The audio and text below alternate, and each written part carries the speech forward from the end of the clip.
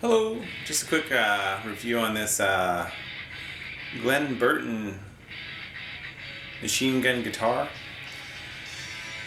We were shopping down in Seattle at the Trading Musician. I think it's on Roosevelt in Seattle. And they got lots of awesome guitars like 70s SGs and Strats and Les Pauls. All the good stuff.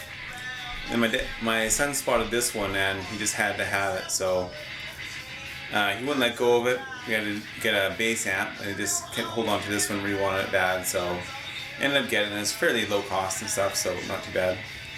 And when we first got it, it didn't play all that well.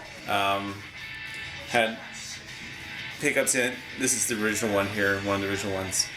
And when I took the bridge pickup out, it's super light. There's not much to it. I don't know, it's very much winding on it at all, so that didn't work very well. And also, it didn't have a ground to the coil, or sorry, to the claw, up to the pot. So all the strings and everything was all not grounded, so it buzzed bad and it sounded bad too. So anyway, we put a Seymour Duncan Dimebucker in it, and of course it sounds really good, really powerful, really responsive, high output, and also quiet too. Not a lot of hum or anything to it. It's very quiet. So it came with a volume and a tone. We replaced the volume with a kill switch. Just a Radio Shack. I think it's Radio Shack. I got it. Just wired just one lead to the tip of the input jack. The other lead to the ground of the input jack. Actually, I might have connected them at the pot. Probably easier to connect them at the pot in this one. Doesn't really matter. It's a electricity travels at the speed of light, so you can connect it wherever you want. So this grounds out from positive to negative on your jack, and then it cuts out pretty good. I'll show it later in a demonstration, or my son will. So just volume, no tone. Not going to tone it down, so no point in that. The three ways now it splits the Dimebucker, so it had the switch there anyway, so I used it again. So it's just single coil, and then all the way forward is double coil. So you kind of have the same effect in a way, just kind of more trebly, bit thicker sound once you put it all the way forward. And this pickup's just a dummy now; it's not connected at all. So that's about it for this guitar. Not much really to it. It does play fairly well. The neck was straight. I didn't have to adjust the truss rod.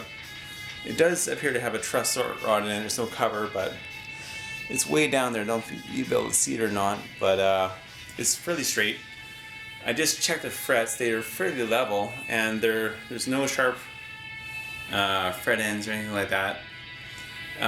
It was rough. The fretboard was rough, so I sanded it with 1000, 1500, 2000, and then now it bends pretty freely. I just polished the frets a little bit, but nothing really. Just a quick buff, and now it's pretty good. It actually had decent strings on it too, but put a set of Slinky 9s on it. And I think that's about it for this guitar. I'll show it being played. It kind of, you'll see it when it's played too, it kind of sits where it should sit, even though it's shaped machine gun. So the neck's pretty thick. It's not a thin neck at all. It's basically a C shape almost, maybe a shallow C, if or deep U, or I don't know how you want to classify it, but it's okay. Don't need a monkey grip because you got your machine gun handle. But it's not bad though. Pretty cool guitar for to show people, and I don't know, it does work too, so you know, if you get one cheap enough, it's a lot of fun just to have and horse around, especially for the kids, and I don't know, it looks pretty cool. Okay, I got some pictures of the cavities and stuff I'll put at the end of the video, and then we'll show my son playing it. Okay, thanks, have a great day, goodbye.